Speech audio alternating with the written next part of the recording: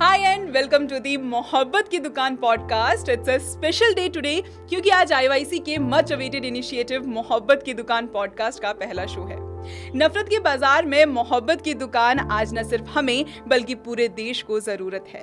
जिस दौर में हर शाम मीडिया डिबेट्स के जरिए नफरत फैलाने, समाज को बांटने भड़काने का काम हो रहा है, महंगाई, बेरोजगारी जैसे देश के इंपॉर्टेंट इश्यूज को गायब कर दिया जा रहा है, उस दौर में हम अपने शो के जरिए आप सबके बीच मोहब्बत का संदेश लेकर आए हैं और अपने गेस्ट के जरिए देश के इंपॉर्टेंट इश्यूज और प्रॉब्लम्स पर बात कर आप तक एक सही मैसेज पहुंचाने की पूरी कोशिश करेंगे। इसी कोशिश में आज हमारा साथ देने के लिए we have a very special guest, the voice of the Congress party, doctor Ragini Nayak, जिन्हें भारत के हर तबके के लोगों की आवाज उठाने के लिए जाना जाता है एंड इन्होंने अपनी मेहनत से इंडियन पॉलिटिक्स में अपना एक नाम बनाया है। रागिनी मैम, मोहब्बत की दुकान पॉडकास्ट में आपका बहुत बहुत स्वागत है and thank you so much for coming and I am glad that you took some time out from your busy schedule. The pleasure is all mine. I'm really delighted to be a part of this podcast. और IYC जिस तरह से एक के बाद एक नए initiatives ला रही है और वो बहुत ही ज़्यादा सक्सेसफुल हो रहे हैं, मैं आप लोगों का भी शुक्रिया अदा करती हूँ कि पहला शो आपने मेरे साथ रखना चाहा। मैम, मैं रागिनी नायक को एक वकील कहूँ या एक प्रोफेसर कहूँ या फिर एक नेत्री कहूँ या एक माँ कहूँ? देखिए, मुझे लगता है कि भारत की नारियों की ये बहुत बड़ी खूबी है कि वो जीवन की हर भूमिका में बहुत सहज तरीके से ढल जाती हैं। तो देखिए, मैंने पढ़ाई इंग्लिश लिटरेचर की भी की है, लॉ की भी की है, मेरे पास डॉक्टरेट भी है और पर आप पूछें इनमें सबसे ज़्यादा खूबसूरत भूमिका मुझे क्या लगती है जो मेरे मन को छू के जाती है, तो मुझे लगता है कि एक माँ होना। और मैं हमेशा से चाहती थी कि वो जो 2 बच्चों की माँ वाला टैग है ना, एक बड़ा क्लीशे टैग है, पर वो मेरे साथ लगना चाहिए। तो आज मेरा एक बेटा है, मेरी बेटी है अभ्युदय और अनोखी, और उन्हें प्राथमिकता देते हुए जो जनता की सेवा का काम है, कांग्रेस पार्टी, गांधी नेहरू की विचारधारा को जन जन तक पहुंचाने का काम है, वो दोनों मैं बैलेंस करती हूँ और बहुत खुशी होती है मुझे। अच्छा मैम, मैंने आपको ना डिबेट शोज में देखा, इनफैक्ट सब लोगों ने देखा है आपको डिबेट शोज में, और देखा है कि आपको डिबेट शोज में मोस्टली बहुत ज़्यादा गुस्सा आता है, तो उसका क्या रीज़न है? मैं उसे गुस्सा नहीं कहूँगी, मैं उसे पैशन कहूँगी। और मुझे लगता है मैं डिस्पैशनेटली डिबेट कर ही नहीं सकती, क्योंकि जो मैं कह रही हूँ उसमें मैं बहुत विश्वास करती हूँ। I firmly believe what I से। और वो तब होता है जब आप एक विचारधारा के साथ लंबे अरसे तक जुड़े होते हैं और आप जानते हैं कि उसकी विरोधी विचारधारा असल में जन विरोधी विचारधारा है। तो अगर राहुल गांधी आज कहते हैं कि मोहब्बत की दुकान होनी चाहिए, देश के हर कोने, हर गली, हर नुक्कड़, हर गांव, हर शहर, हर कस्बे, हर जिले में होनी चाहिए, अगर राहुल गांधी कहते हैं कि विनाश की नहीं विकास की बात होनी चाहिए, अगर वो कहते हैं कि सांप्रदायिकता की नहीं सर्वधर्म समभाव की बात होनी चाहिए, अगर वो कहते हैं कि मजदूर को उसका हक, नौजवान को उसका रोजगार, किसान को उसकी फसल का अधिकार, महिलाओं को उनका सम्मान, उनका सशक्तिकरण, ये सब कुछ मिलना चाहिए, तो मैं उस पर विश्वास करती हूँ। इसीलिए जब मैं डिबेट करती हूँ तो मुझे गुस्सा भी आता है, और ख़ास तौर से जो झूठ, प्रपंच, जुमलों और झांसों का एक जाल भारतीय जनता पार्टी के प्रवक्ता बुनना चाहते हैं, उसको किस तरह से काट कर आगे निकलना है ये बखूबी आता है। पर वो जो बार बार झूठ बोलते हैं और ज़ोरदार झूठ बोलते हैं, उस पर गुस्सा भी आता है। तो गुस्सा आना लाजमी है। ज़्यादातर जो सच बोलने वाले लोग होते हैं उन्हें गुस्सा आता है। मैम, आपका दिल्ली यूनिवर्सिटी से और कांग्रेस तक का सफ़र, ये कैसा, मतलब ये जर्नी आपकी कैसी रही? मैं थोड़ा और पीछे जाती हूँ। देखिए, मैं अपने स्कूल में बड़ी प्रसिद्ध स्टूडेंट थी, मतलब I was very famous. I was in the basketball team, I was in SPIC MACAY, I was a part of the debating society. तो मुझे अब 10th के बाद ये लगने लगा था कि मुझे हेड गर्ल बनना चाहिए, पर चूंकि स्कूल में तो इलेक्शन होता नहीं है, जनरली मैनेजमेंट डिसाइड करती है, टीचिंग कम्युनिटी डिसाइड करती है, तो I wasn't given that honour. तो मैंने ये सोचा था कि मैं कॉलेज में जाके चुनाव लड़ना ही है मुझे, क्योंकि जहाँ चुनाव लड़ना है वहाँ पर मैं ज़रूर जीतूंगी। And it just so happened, मैं किरोड़ीमल कॉलेज की स्टूडेंट थी और मुझे पहले साल किरोड़ीमल का यूनिट इंचार्ज NSUI ने बनाया। और मैं सोचती हूँ मेरी खुशकिस्मती, आज से करीब 21-22 साल पहले मैंने NSUI का दामन थामा, और उसके बाद there was no looking back. और फिर मुझे डूसू का चुनाव लड़ने का मौका मिला। पहला चुनाव में हारी, मुकुल वासनिक जी हमारे इंचार्ज थे, मुझे याद है। बड़े भारी मन से मैं उनके पास गई और मैंने कहा, सर मैं चुनाव हार गई, मुझे एक मौका और दीजिएगा। तो कभी कभी ज़िंदगी में वो एक मौका बहुत ज़रूरी होता है, और उस मौके को देने के लिए हो सकता है सारथी कोई और हो, अलग अलग लोग हों, पर हिम्मत नहीं हारनी चाहिए। बचपन से मेरा मूल मंत्र है, हारिए ना हिम्मत, बिसारिए ना नाम। I am a very spiritual, ritualistic, religious person also. मुझे ये लगता है कि आप मन के हारे हार है, मन के जीते जीत। तो आप अगर ठान ले कि हार के बाद भी आगे बढ़ना है, तो आप आगे बढ़ते जाएंगे। मैं जो दूसरा चुनाव जीती 2003 में, उसका आज भी दिल्ली विश्वविद्यालय में रिकॉर्ड है। मैं करीब 16,000 वोट से चुनाव जीती थी, वो अभी तक रिकॉर्ड टूटा नहीं है, जबकि स्टूडेंट्स की संख्या बढ़ गई। फिर मैं 2005 में अध्यक्ष भी बनी। उसके बाद पार्टी ने तमाम मौके दिए। 2013 में मैं विधानसभा का चुनाव लड़ी दिल्ली से, जनकपुरी से, और उसके बाद से चुनाव नहीं लड़ी हूँ, पर हाँ, टीवी पर डिबेट्स में कांग्रेस पार्टी का चेहरा और आवाज़ बनने का मौका मुझे मिला है, और बहुत संतोषजनक काम है ये। जब आप राजनीति में आई थी तो आपका आइडियल कौन था? देखिए, मुझे तो नेहरू और गांधी दोनों बहुत प्रभावित करते हैं, और अलग अलग कारणों से प्रभावित करते हैं। मुझे लगता है आज के परिप्रेक्ष्य में दोनों की ही भूमिका बढ़ती जा रही है। नेहरू जी, जिन्होंने डेमोक्रेसी, प्लूरलिज्म और इसी के साथ साथ एक साइंटिफिक टेम्पर को हमारे देश के लिए बहुत महत्वपूर्ण समझा। तो आज हम जब बात करते हैं देश की विविधता की, बहुलता की, और उसमें कहीं ना कहीं अनेकता में एकता की, तो हमेशा नेहरू याद आते हैं। गांधी की आप बात करें तो मुझे लगता है आज के परिप्रेक्ष्य में तो बहुत ज़्यादा महत्वपूर्ण हो जाते हैं, क्योंकि कहा जाता है कि अंधेरा जितना घना हो, दीपक की प्रासंगिकता उतनी ही बढ़ती जाती है। तो जैसे जैसे आपको सांप्रदायिकता का, नफरत का जहर भारत के सामाजिक वर्ग में घुलता हुआ मिलेगा, वैसे ही गांधी के वचन हमेशा याद आएंगे। गांधी क्या कहते थे? गांधी कहते थे, रघुपति राघव राजा राम, पतित पावन सीता राम, ईश्वर अल्लाह तेरो नाम, सबको सन्मति दे भगवान। गांधी क्या कहते थे? वैष्णव जन तो तेने रे कहिए, पीर पराई जाने रे। जो दूसरे की पीड़ा को अपनी समझकर काम करता हो, वही प्रभु का जन हो सकता है, या वही असली भक्त हो सकता है। वही रामचरितमानस का सार है। परहित सरिस धर्म नहीं भाई, पर पीड़ा सब नहीं अधिमाई। लेकिन आज जो मोदी के कार्यकाल में हो रहा है, वो इसका ठीक विपरीत है। कहीं ना कहीं भाई भाई को इंसान से, जाति के नाम पे, धर्म के नाम पे, लिंग के नाम पर, भाषा, खान पान, वेशभूषा के नाम पर लड़ाने का जो काम है, वो गांधी और नेहरू की विचारधारा के ठीक विपरीत है। और सबसे ज्यादा दुर्भाग्य हमारे देश का ये है कि एक बड़े ही पाखंडी प्रधानमंत्री हमें मिल गए हैं। तो वो विदेश में जाते हैं, तब उन्हें वाहवाही लूटनी होती है, तो नतमस्तक होते हैं गांधी जी के आगे। और जब यहाँ आते हैं तो 2 अक्टूबर के दिन अपने 2 रुपल्ली के ट्रोल से वो नाथूराम गोडसे अमर रहे चलवाते हैं। जो नाथूराम गोडसे का महिमा मंडन करने वाले उनकी पार्टी के नेता और सदस्य हैं, उनके लिए कह देते हैं, मैं मन से माफ नहीं करता, जनता को सुनाने के लिए।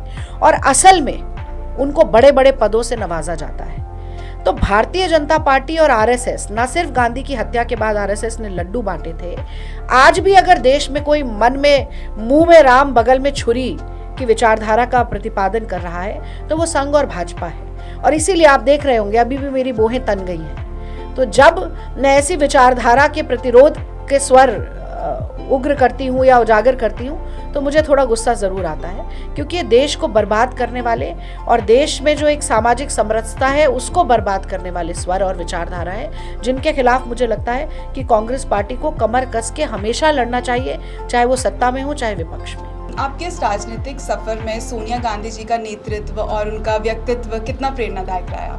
मुझे आज भी याद है, मैं डूसू का जब पहला चुनाव जीती, तो सोनिया जी के यहाँ पर हमारी एक चाय पार्टी होती थी। उसमें जितने प्रत्याशी जीते हारे जो भी लड़े थे वो सब आते थे। कांग्रेस के तमाम संघर्ष के साथी आते थे जिन्होंने डूसू में भी हिस्सा लिया, एनएसयूआई यूथ कांग्रेस के साथी आते थे, और हमारे परिवारजनों को भी बुलाया जाता था। तो मैं सोनिया जी के साथ चल रही थी और मेरे पिताजी भी वहाँ पर मिलने के लिए खड़े थे। तो मैंने सोनिया जी को कहा कि मेरे पिताजी हैं। तो उन्होंने मेरे पिताजी से हाथ मिलाया और उन्होंने कहा, mister Nayak, we are proud of your daughter. और मुझे लगता है कि वो आवाज़ मेरे कानों में गूंजती रहती है। बहुत सी बार ऐसा होता है कि व्यक्तिगत मनोकामनाओं की पूर्ति के लिए या महत्वाकांक्षाओं के लिए लोग एक दल छोड़कर दूसरे दल में जाते हैं। आपने देखा होगा, ये people become turn codes for their own selfish goals और अपॉर्चुनिज्म। पर मुझे लगता है कि कांग्रेस पार्टी सिर्फ एक परिवार नहीं है। सोनिया जी की तरफ देखें ना तो ये लगता है एक माँ की तरह है। और माँ अगर किसी भी तरीके से परेशान हो या बीमार हो तो उसकी सेवा की जाती है, उसके पीठ में छुरा घोंप के आगे नहीं बढ़ा जाता। और ये संस्कार मुझे लगता है मुझे सोनिया जी को देखकर ही मैंने इन संस्कारों को आत्मसात किया। और फिर वो मेरे शादी का मौका था, मैं उनके पास गई और मुझे लगता है कि CWC की बैठक थी या कोई एक इम्पॉर्टेंट बैठक थी, तो उन्होंने मुझसे कहा कि बड़ा मुश्किल होगा आना। तो मैंने कहा मैं जो शादी की तारीख बदलनी पड़ेगी, आप नहीं आएंगी तो उन्होंने कहा नहीं मैं आऊँगी। राहुल जी ने भी, मतलब उस वक्त मेरे पास कोई बड़ा पद नहीं था पार्टी का, लेकिन एक कार्यकर्ता को इतना सम्मान देना और जो व्यक्तिगत, मतलब मेरी शादी में उस वक्त UPA चेयरपर्सन थी सोनिया गांधी जी, राहुल गांधी जी सांसद थे, इंचार्ज थे, हमारे जनरल सेक्रेटरी थी मैं NSCY की उससे पहले। उनका आना, मुझे लगता है ये जो एक सम्मान उन्होंने दिया वो मैं कभी भूल ही नहीं सकती। और मुझे इंदिरा जी याद आती है कि ऐसे ही इंदिरा जी, हमने तो इंदिरा जी का दौर देखा नहीं, पर कहते हैं कि वो कोई भी उनके कार्यकर्ता नेता का सुख दुख होता था वो हाथ से चिट्ठी लिख कर देती थी। तो एक जो ये संवेदना के स्तर पर जुड़ाव है, एक जो पर्सनल कनेक्शन है, वो अपने कार्यकर्ता के साथ होना बहुत ज़रूरी है मुझे लगता है। वो मैंने सोनिया गांधी जी से सीखा और मुझे उनको देख कर ना ये पंक्तियाँ ज़रूर याद आती हैं कि साहस है पहचान जिसकी, मुश्किलों से जो ना हारी है, शक्ति का स्वरूप है जो, वो ऐसी सोनिया गांधी सब पर भारी है। तो सोनिया जी के तो इतने बहुमुखी आयाम हैं कि उनके बारे में अगर हम एक अलग ही पॉडकास्ट कर दें तो मैं लगातार बोलती रहूंगी। लेकिन हाँ, मैं आज, क्योंकि मैं इसे महिला आरक्षण से भी जोड़ना चाहती हूँ और मैं ये ताल ठोक कर कहती हूँ कि हमारे देश में अगर महिलाओं को 33% आरक्षण विधानसभा और लोकसभा में देने के लिए सबसे प्रतिबद्ध अगर कोई नेता है तो वो सोनिया गांधी जी हैं। न सिर्फ उन्होंने कोशिश की, जब हमारी UPA की सरकार थी, हमारे पास संख्या बल नहीं था लोकसभा में तो हम पारित नहीं कर पाए, बल्कि लगातार मोदी सरकार को चेताने का उन्होंने काम किया। 2018 में भी, 2016 में भी, इंटरनेशनल वुमेन्स डे वाले दिन भी उन्होंने चिट्ठी लिखी मोदी जी को कि आखिर क्या कारण है कि आप सोए हुए हैं, आपके पास प्रचंड बहुमत है, आप चाहें तो आज से आरक्षण मिल सकता है। वही काम जब राहुल जी अध्यक्ष बने उन्होंने भी 2018 में किया। और आपको याद होगा जब ये अभी बिल संसद में टेबल होने वाला था, सोनिया जी से पूछा गया तो उन्होंने कहा दिस वाज राजीव जी's विजन, और उन्होंने कहा दिस इज आवर्स, ये हमारा अपना बिल है। राजीव जी ने कहा था I am young and I have a dream, मैं नौजवान हूँ और मेरा सपना है। और उनके सपने का एक बहुत बड़ा हिस्सा ये था कि महिलाओं को, आधी आबादी को पूरा हक मिलना चाहिए।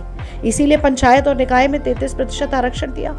और इसी के साथ साथ अगर महिलाएं निर्णय की भूमिका में बैठेंगी तो उनसे जुड़े राजनीतिक, आर्थिक, सामाजिक मुद्दे जो हैं वो हाशिए से मुख्य धारा में आएंगे। और कहीं ना कहीं उनकी जो परंपरागत छवि है अबला होने की, कि आंखों में, आंचल में है दूध, आंखों में पानी, वो परंपरागत छवि अबला से सबला में परिवर्तित हो, ये सपना राजीव जी ने देखा था। और आज भी कांग्रेस पार्टी ने बिना शर्त के समर्थन दिया। पर मोदी जी वो क्या कहते हैं कि ऊंची दुकान फीके पकवान, नाम बड़े और दर्शन छोटे। झुंझुना जैसे उज्ज्वला योजना का बजाया था, ये आरक्षण का झुंझुना भी बजा दिया। पर उसकी असलियत यह है कि 16 साल तक टाल दिया, उसको जनगणना से और परिसीमन से जोड़ने की जरूरत नहीं थी। आज 5 राज्यों में चुनाव हो रहा है, मिजोरम, तेलंगाना, राजस्थान, मध्य प्रदेश और छत्तीसगढ़। अगर ये बिल टेबल होने के साथ साथ ही क्रियान्वित होता तो इन 5 प्रदेश में आज 33% महिलाएं विधानसभा में का चुनाव लड़ती और विधानसभा में बैठती। उनको इस अधिकार से अगर वंचित करने का काम देश में किसी ने किया है तो उस व्यक्ति का नाम नरेंद्र मोदी है, जिसके लिए महिलाएं उन्हें कभी माफ नहीं करेंगी। पिछले 1 साल में देश ने देखा है कि एक नेता ने भारत को कन्याकुमारी से लेकर कश्मीर तक जोड़ने का काम किया है। तो डॉक्टर रागिनी नायक के लिए भारत जोड़ो यात्रा के क्या मायने हैं? कुछ पंक्तियों से शुरू करती हूँ, उसके बाद अपने व्यक्तिगत अनुभव पर भी आऊँगी। तो देखिए, जब भी मैं भारत जोड़ो यात्रा के बारे में सोचती हूँ, और सिर्फ कन्याकुमारी से कश्मीर नहीं, भारत जोड़ो यात्रा आज भी जारी है और उसकी जो निरंतरता है वो भूतो न भविष्यति है। ना पहले कभी हुई ऐसी यात्रा और आगे भी होना बहुत मुश्किल है। तो मुझे रश्मि रथी की कुछ पंक्तियां याद आती हैं कि वसुधा का नेता कौन हुआ, भूखंड विजेता कौन हुआ, अतुलित यश क्रेता कौन हुआ, नवधर्म प्रणेता कौन हुआ, जिसने न कभी विश्राम किया, विघ्नों में बढ़कर काम किया। तो बिना रुके, बिना थके, बिना झुके, सतत, निरंतर, अविरल, निश्चल, अगर कोई एक ऐसा नेता है जो देश में चल रहा है कि पंक्ति में खड़े अंतिम व्यक्ति के आंसू पोंछने, चल रहा है कि मजदूर, नौजवान, किसान, महिला, छोटे व्यवसाय करने वाले सबको उनका अधिकार दिलाना है, चल रहा है कि संविधान को तार तार होने से बचाना है, चल रहा है कि सीमा पे खड़े हुए सैनिक के सम्मान को बचाना है, तो वो केवल और केवल राहुल गांधी है।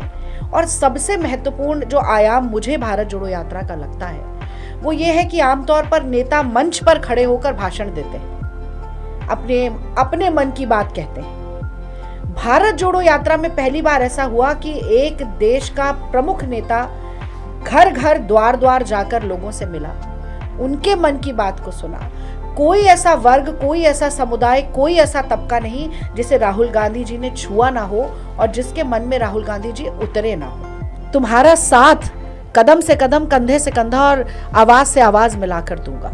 और मुझे लगता है कि यही कारण है कि मोदी जी, भारतीय जनता पार्टी, राष्ट्रीय स्वयंसेवक संघ आज बौखलाए हुए हैं। ये जो इंडिया बनाम भारत की जो कश्मकश चली ना, जो जिस तरीके का एक द्वंद्व युद्ध दिखाने की कोशिश की नरेंद्र मोदी जी ने, वो इसी भारत जोड़ो यात्रा के द्वारा जनता का जो अपार स्नेह हमें मिला है, उसके कारण इनके खेमे में जो बौखलाहट है वो हमें देखने को मिली। और मैं तो ये कहती हूँ कि ये जो प्यार का संदेश है ना, खुसरो की बहुत खूबसूरत लाइन है कि खुसरो दरिया प्रेम का, उल्टी बाकी धार, जो उतरो सो डूब गयो, जो डूब गयो सो पार। तो राहुल गांधी इस प्रेम की गंगा में उतर चुके हैं और डूब चुके हैं, और इस वैतरणी से वही आदमी तर के जाता है जो इसमें पूरी तरीके से अपने आप को आत्मसात करता है। इसीलिए वो बार बार कहते हैं कि उनका नफरती फरमान है, हमारी मोहब्बत की दुकान है। और आज भी मुझे मध्य प्रदेश का मीडिया कम्युनिकेशन प्रभारी कांग्रेस पार्टी ने बनाया है चुनाव तक के लिए। राहुल जी 2 बार मध्य प्रदेश में आए, उन्होंने भाषण दिया और वो लगातार यही बात बोलते हैं, वो कहते हैं, और वो जातीय जनगणना को भी मैं इससे जोड़ कर देखती हूँ। वो कहते हैं कि ये प्रेम हर वर्ग के व्यक्ति के लिए होना चाहिए हमारे मन में। ऐसा नहीं हो सकता कि नरेंद्र मोदी जी मित्रों जो भाषण में बोलते हैं ना, मित्रों, केवल अपने मित्रों के लिए प्रेम है, बाकी किसी के लिए मन में प्रेम नहीं है, बाकी आप नफरत की दुकान खोल कर बैठे हैं। तो राहुल गांधी कहते हैं कि क्यों ना पता चले भाई, देश में कितने ओबीसी हैं, कितने दलित हैं, कितने आदिवासी हैं, और ये जो पिछड़ा वर्ग है इसकी संख्या सबसे ज्यादा हो, पर ये पिछड़ा ही क्या लाता रहे, ये हमेशा अदर, बैकवर्ड कास्ट ही रहेगा। इसको कोई आर्थिक, सामाजिक जिम्मेदारी, भागीदारी बराबर की नहीं मिलेगी। तो ये भी तो कहीं ना कहीं जो देशवासियों के प्रति प्रेम है उसी से ये सारी बातें निकल कर आती हैं ना।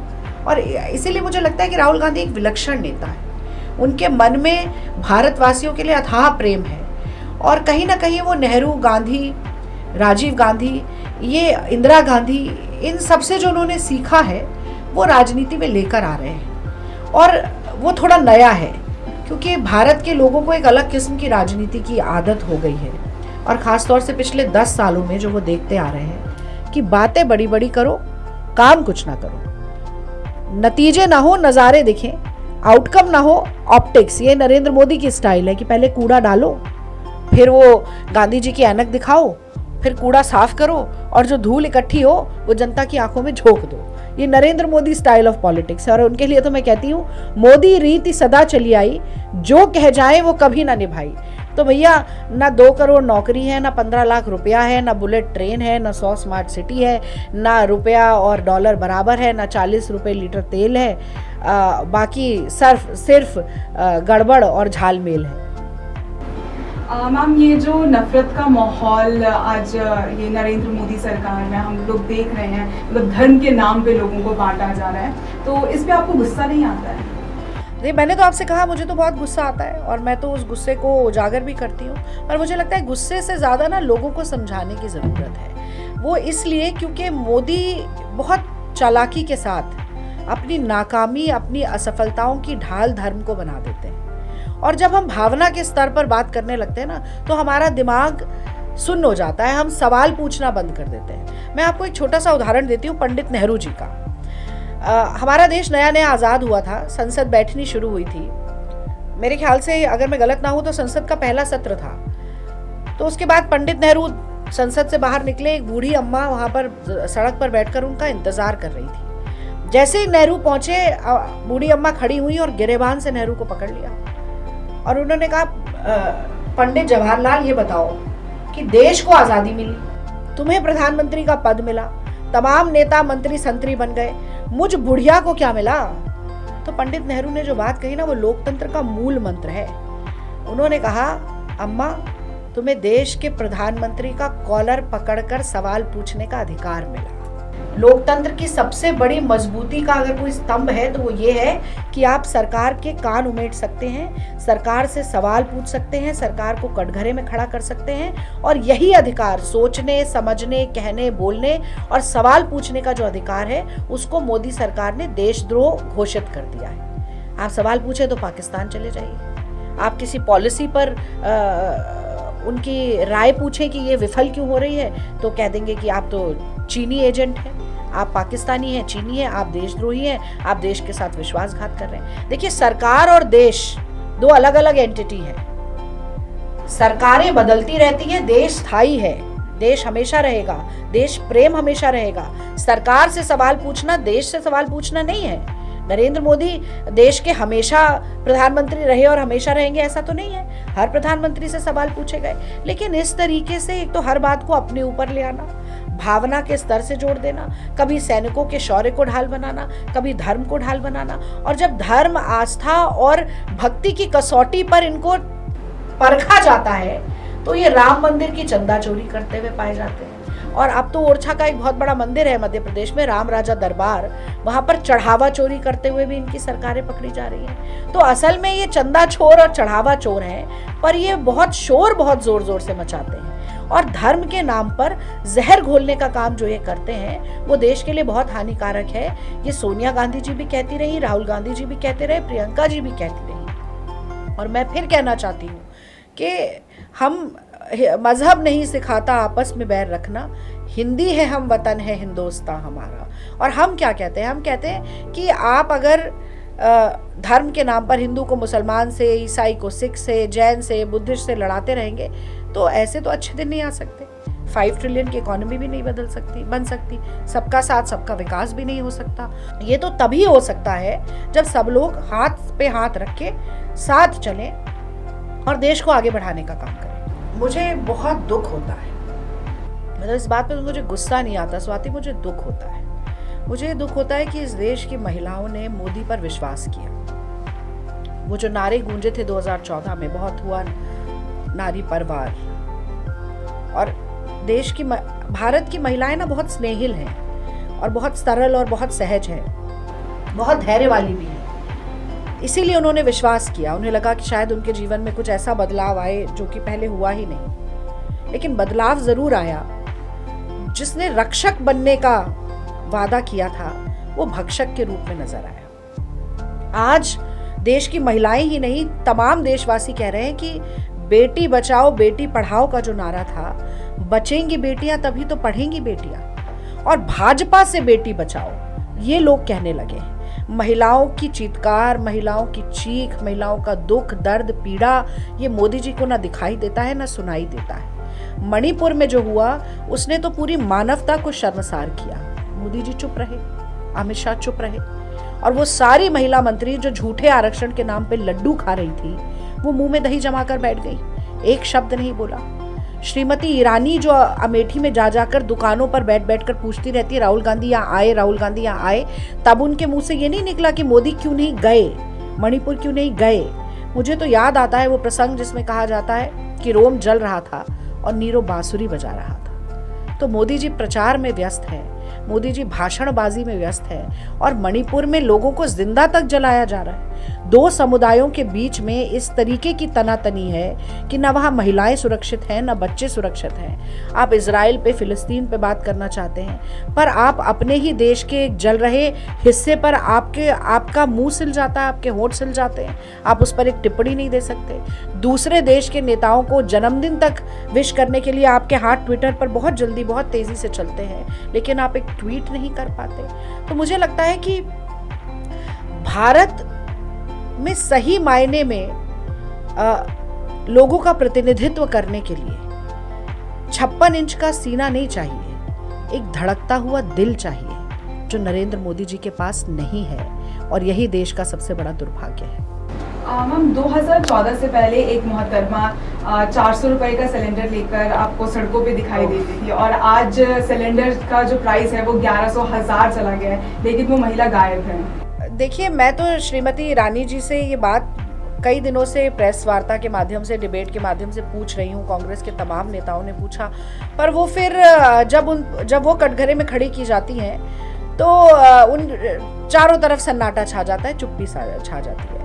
नरेंद्र मोदी जी ने उज्ज्वला योजना का बहुत झुनझुना बजाया। हाँ, उन्होंने कहा कि गैस सिलेंडर महिलाओं को मिलेगा, रिफिल फ्री होगा, इतने में मिलेगा, उतने में मिलेगा। असली सच्चाई ये है कि 30%, 32% महिलाएं ऐसी हैं जो कि उसका फ़ायदा पूरे देश में उठा पाई हैं, और बाकी जो 70% है वो वापस चूल्हा फूंकने के लिए मजबूर हो गई। मैं मध्य प्रदेश को देख रही हूँ। मध्य प्रदेश में तो ये आंकड़ा और ख़राब हो जाता है। वहाँ तो शिवराज सिंह चौहान अपने आप को मामा कहते हैं, लेकिन केवल 15% महिलाएं ऐसी हैं जो गैस सिलेंडर का इस्तेमाल कर पा रही हैं। 85% महिलाएं चूल्हा फूंक रही हैं। और तो और कमाल की बात देखिए, शिवराज सिंह चौहान कहते हैं कि 450 रुपये का गैस सिलेंडर देंगे, और मोदी जी 2 दिन बाद ही 209 रुपये कमर्शियल गैस सिलेंडर पर बढ़ा देते हैं। तो हाथी के दांत जो है वो खाने के और होते हैं, दिखाने के और होते हैं।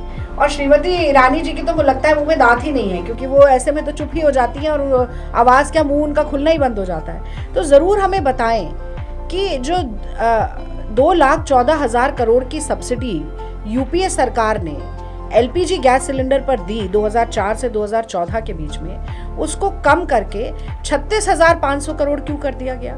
यानी कि कम करते करते करते आप सब्सिडी तो ले आए, केवल 18% सब्सिडी रह गई, और 18% जीएसटी आपने सिलेंडर पर लगा दिया ताकि उसका दाम बढ़ जाए।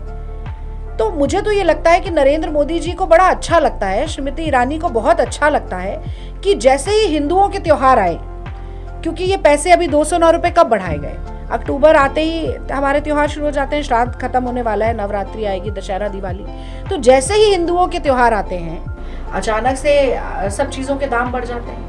तो गैस सिलेंडर का दाम बढ़ जाता है, पेट्रोल डीजल का दाम बढ़ जाता है, लोगों की थाली से खाना गायब हो जाता है, लोगों की जेब से पैसा गायब हो जाता है, लोगों के सिलेंडर से गैस गायब हो जाती है, लोगों के दुपहिया चारपहिया वाहन से पेट्रोल डीजल गायब हो जाता है, और लोगों के चेहरे से हंसी और जीवन से खुशी गायब हो जाती है। तो मुझे लगता है कि ये असल में जो अपने आप को बहुत बड़ा हिंदूवादी बताते हैं, तो ये जब इतनी महंगाई, इतनी बेरोजगारी, इतनी असमानता और महिलाओं की इतनी असुरक्षा समाज में है, तो सबसे ज्यादा प्रभावित कौन होता है? सबसे ज्यादा जो लोग हैं, जिनकी जनसंख्या सबसे ज्यादा है, वो सबसे ज्यादा प्रभावित होते हैं। हिंदुओं को तो सस्ता पेट्रोल डीजल नहीं मिल रहा ना, या सस्ती गैस नहीं मिल रही है, या उनके लिए तो रुपया डॉलर के हिसाब से 40 रुपए के अनुपात पर नहीं आ गया है। पूरा देश वो भार झेल रहा है। और इसीलिए मैं कहती हूँ कि ये धर्म धर्म धर्म धर्म धर्म धर्म बोल के हिंदू मुसलमान, हिंदुस्तान पाकिस्तान, कब्रिस्तान शमशान, ये सब करके लोगों की आंखों में धूल झोंकने का काम करते हैं। इसी कारण है कि कांग्रेस पार्टी लगातार कहती है जमीनी मुद्दों पर बात करो। हमें बताओ श्रीमती ईरानी कि हाँ, कांग्रेस के कार्यकाल में जो गैस का सिलेंडर 450 रुपए में मिलता था, वो 1125 रुपए में क्यों मिल रहा है? जो 600-700 रुपए में कमर्शियल सिलेंडर मिलता था, वो 2000 तक आपने क्यों पहुंचा दिया? इन सवालों के जवाब तो देने पड़ेंगे ना। इनके सवाल के जवाब बोलो तो कहते हैं जय सिया राम, जय श्री राम। तो हम कहते हैं आप जय श्री राम बोलिए, हम जय सिया राम बोले, या हम जय श्री राम बोले, आप जय सिया राम बोलो। ये जो गवर्नेंस के इश्यूज हैं, उनका जवाब तो आपको देना पड़ेगा। मैम, कौन ज्यादा खतरनाक है, बीजेपी या फिर गोदी मीडिया? देखिए, मुझे लगता है बीजेपी और गोदी मीडिया दोनों एक दूसरे के पूरक है, दे कॉम्प्लीमेंट ईच अदर। और वो गोदी मीडिया इसीलिए कहलाती है क्योंकि वो जो जहर बीजेपी या संघ चाहता है कि फैले हमारे देश में, उसके प्रचार और प्रसार का माध्यम गोदी मीडिया है। और ये कहा जाता है आज के समय में मीडिया रूल्स द माइंड। जैसे जैसे आप किसी चीज़ को बार बार देखते हैं या बार बार सुनते हैं, ये कहा जाता है कि झूठ को भी 100 बार बोलो, चिल्लाकर बोलो, तो वो सच लगने लगता है। तो इसीलिए बहुत ज़रूरी है कि गोदी मीडिया के प्रोपेगेंडा को कहीं ना कहीं जनता के सामने उजागर किया जाए। और उसका नाम ही गोदी मीडिया इसलिए है क्योंकि वो गोदी में बैठी हुई है भारतीय जनता पार्टी के। और ये कहा जाता है कि खींचो न कमानों को न तलवार निकालो, गर तोप मुखातिब हो तो अखबार निकालो। तो लोकतंत्र के चौथे स्तंभ की जो खूबसूरती और जो ताकत है, वो इन पंक्तियों से पता चलती है। और आप देखिए मीडिया हमेशा से ना एंटी गवर्नमेंट ही रहता है, एंटी एस्टैब्लिशमेंट, क्योंकि मीडिया का काम है कि सरकार से पूछे कि आपकी कोई पॉलिसी फेल हुई तो क्यों हुई, कि आपने गलत निर्णय क्यों लिए, और सरकार को कटघरे में खड़ा करे। लेकिन यहाँ पर उल्टी गंगा बह रही है। तो मोदी जी ने बहुत सारे मीडिया हाउस को लगभग अपना गुलाम, अपनी कठपुतली बना लिया है और वो उनके इशारों पर नाचते हैं। तो संघ का एक मुखपत्र तो चलता ही है, मोदी जी ने तमाम गोदी मीडिया को अपने मुखपत्र की तरह चलाना शुरू किया है। तो ये दोनों बहुत खतरनाक है। पर मैं बहुत खुश हूँ कि एक ऐसा भी लिबरल, न्यूट्रल, ऑल्टरनेटिव मीडिया निकला है, खासतौर से सोशल मीडिया के ज़माने में, जिसमें कि निष्पक्ष होकर बात कही जा सकती है और वो लोगों तक, जनता तक पहुंचती भी है और उसे जनता पसंद भी कर रही है। क्योंकि काठ की हांडी बार बार नहीं चढ़ती। कई बार झूठ बोलते बोलते आप ये भी भूल जाते हैं कि आप झूठ बोल रहे हैं, और वो सच और झूठ की जो बीच की दीवार होती है वो आपके लिए भी ढह जाती है। तो मैंने तमाम ऐसे उदाहरण दिए कि मोदी जी ने बहुत सारे वादे किए थे, उनमें से कई वादे, क्या बहुत सारे वादे, 90% वादे तो वो पूरे कर ही नहीं पाए। अभी वो मध्य प्रदेश जा रहे हैं, राजस्थान जा रहे हैं, तेलंगाना जा रहे हैं और हजारों करोड़ की घोषणाएं कर रहे हैं। पर उन घोषणाओं का क्या मतलब है जब आप राष्ट्रीय स्तर पे जो आपने घोषणाएं की वो भी पूरी नहीं हो सकी। और मैं तो मोदी जी के लिए जरूर हमेशा ये संदेश उन्हें देती हूँ कि आपने गांधी जी के चश्मे को अपना लिया स्वच्छता अभियान, पर आपने गांधी जी के नजरिए को नहीं अपनाया। अगर आपने अपनाया होता तो आपने वो जंतर जरूर पढ़ा होता। गांधी जी का जंतर एनसीईआरटी की किताबों में लिखा रहता था, जिसमें लिखा था कि जब भी आप कभी दुविधा में हो कि आपको क्या काम करना चाहिए या क्या नहीं करना चाहिए, तो जीवन में आपने जो सबसे गरीब, सबसे पिछड़ा, सबसे कमजोर, सबसे शोषित आदमी देखा हो, उसका चेहरा याद करिए और फिर सोचिए कि जो आप करने वाले हैं उसके जीवन को बेहतर बनाएगा कि नहीं। आपकी दुविधा खत्म हो जाएगी। और मोदी जी को इससे कोई फर्क नहीं पड़ता कि किसी के जीवन में कोई अच्छाई आ रही है, कोई सुधार आ रहा है, कोई सकारात्मक बदलाव आ रहा है कि नहीं। वो सत्ता पर काबिज होने के लिए येन केन प्रकारेण, साम दाम दंड भेद कुछ भी करेंगे। अब मध्य प्रदेश में तो हमारी सरकार चुनी थी जनता ने, लेकिन उन्होंने फिर वही किया। डिमोनेटाइजेशन के बाद जो वो कह रहे थे ना काला धन लौटेगा, वो सारा काला धन उन्हीं के पास है। तो वो उस काले धन का दुरुपयोग कर करके न सिर्फ गोदी मीडिया को उन्होंने खरीद लिया है, बल्कि वो ये विधायकों को खरीदने, बेचने, सरकारें गिराने, उठाने की काम करते हैं। और गोदी मीडिया क्या करता है? मास्टर स्ट्रोक है। तो मोदी जी का अगर भाषण से प्रभावित होकर लोग वोट दे दें तो भी मास्टर स्ट्रोक है। मोदी जी की सरकार गिर जाए तो भी मास्टर स्ट्रोक है। मोदी जी गिरी हुई सरकार को खरीद फरोख्त से फिर बना ले, वो भी मास्टर स्ट्रोक है। तो इस तरीके की बेवकूफ़ी वाली बातें करने वाले गोदी मीडिया की कलाई, मुझे लगता है अब खुलती जा रही है।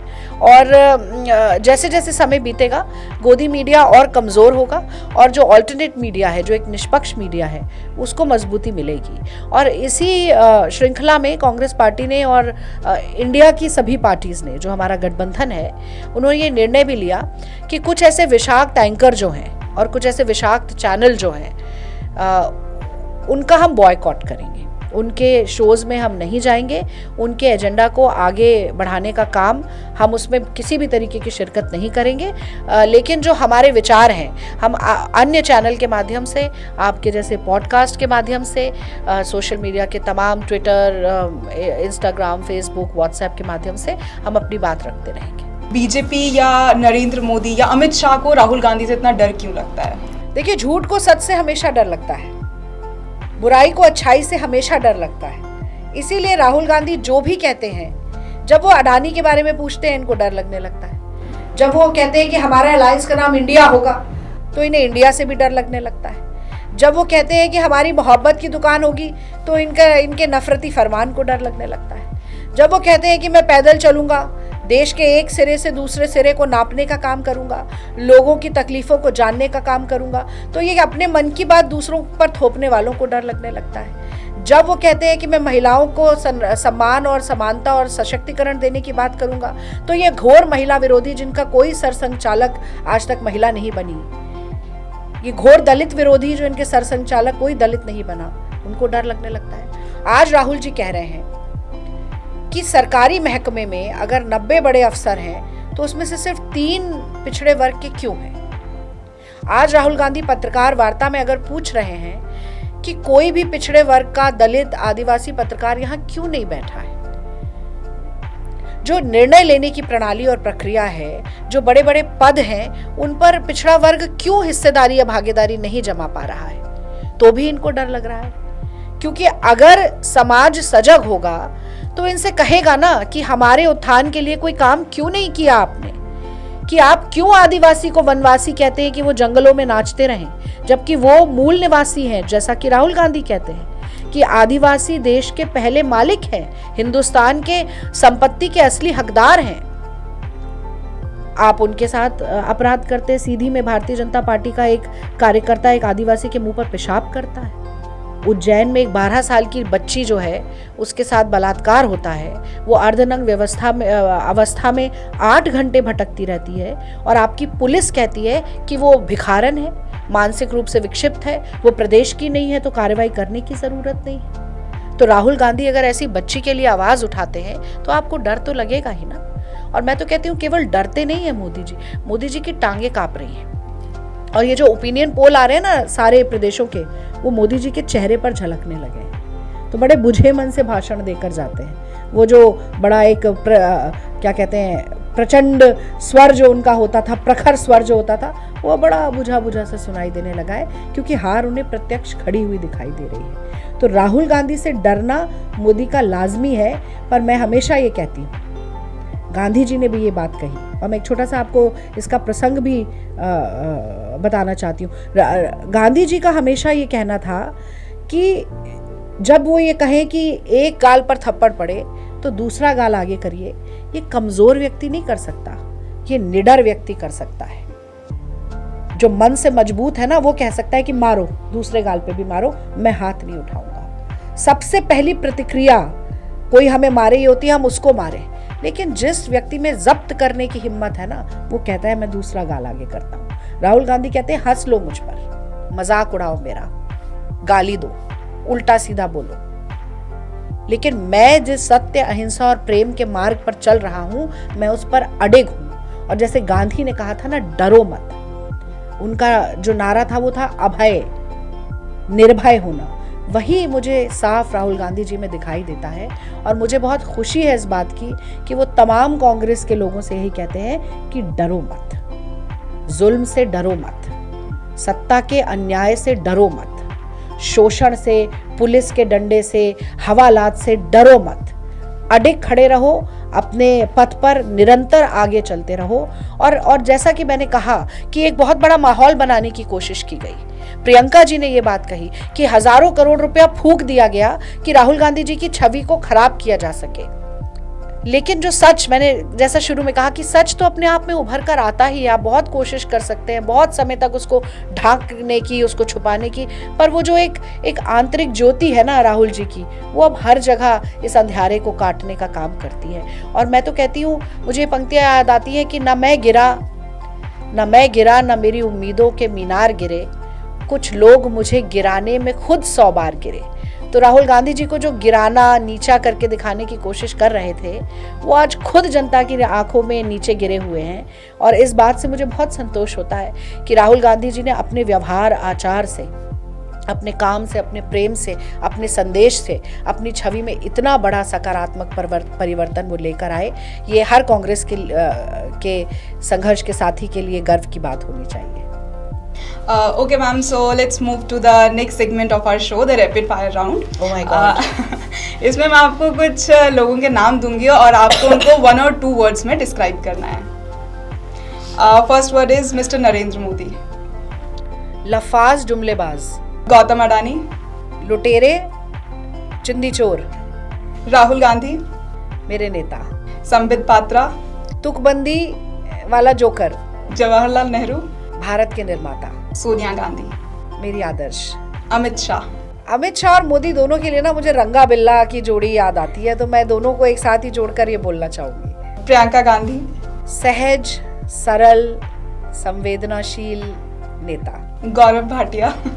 थाली का बैंगन, बेपैंदी का लोटा। मैम 2024 में जो युवा पहली बार वोट देने वाले हैं, उनका वोट इंडिया के लिए क्यों इम्पोर्टेंट है? देखिए, नौजवानों का तो वोट हर जगह महत्वपूर्ण होता है। ये कहा जाता है कि युवा शक्ति राष्ट्र शक्ति है, क्योंकि जब भी सुनहरे अक्षरों में किसी भी देश का नाम विश्व पटल पर लिखा जाता है तो उसकी कलम नौजवानों के हाथ में होती है। कभी भी किसी भी देश के नव निर्माण की नींव जो होती है, उसका पहला पत्थर नौजवान ही अपने कंधे पर ढोते हैं।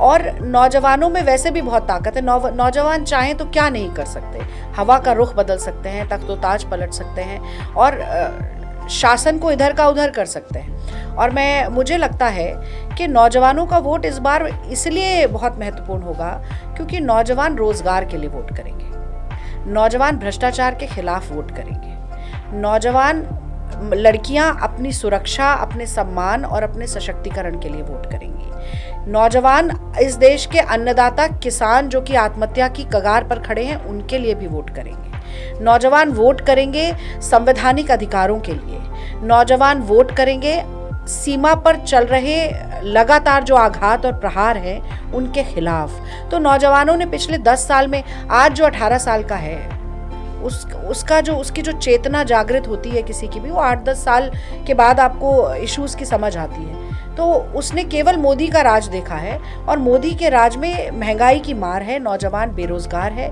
महिलाओं की अस्मिता तार तार है, किसान आत्महत्या करने को लाचार है, पेट्रोल डीजल 100 के पार है, गैस सिलेंडर खरीदना हुआ दुश्वार है, संविधान तार तार है, सीमाओं पर लगातार हो रहा प्रहार है। इतनी निकम्मी नाकारा ये मोदी सरकार है।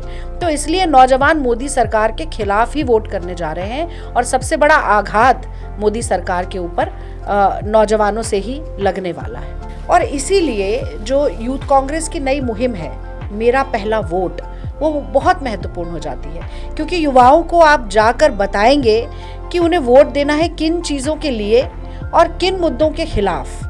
तो भ्रष्टाचार के खिलाफ देना है, सांप्रदायिकता के खिलाफ देना है, जो महिलाओं की असुरक्षा है उसके खिलाफ देना है, जो बढ़ती हुई बेरोजगारी है उसके खिलाफ देना है। ये तमाम ऐसे मुद्दे हैं जो मुझे लगता है कि आज का नौजवान बहुत सजग हो गया है।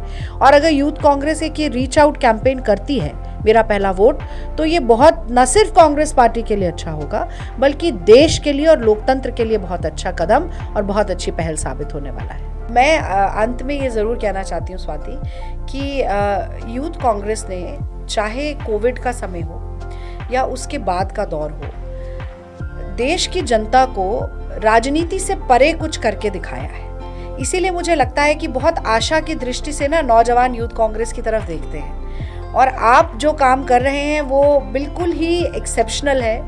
ये पॉडकास्ट की शुरुआत के लिए भी मैं आपको बहुत बधाई देना चाहती हूँ और मैं अंत में ये बात ज़रूर कहना चाहूँगी कि राहुल जी, प्रियंका जी, सोनिया जी, मल्लिकार्जुन खड़गे जी, हमारी पार्टी के तमाम नेता और हम सब भी एक ऐसी लड़ाई लड़ रहे हैं जिसमें कि धन बल, बाहुबल, झूठ, फरेब, अन्याय और पुलिस, ईडी, सीबीआई, सबका बहुत ज़्यादा दबाव है, बहुत ज़्यादा प्रेशर है और हम इनसे विमुक्त होते हुए भी हम लड़ाई लड़ रहे हैं।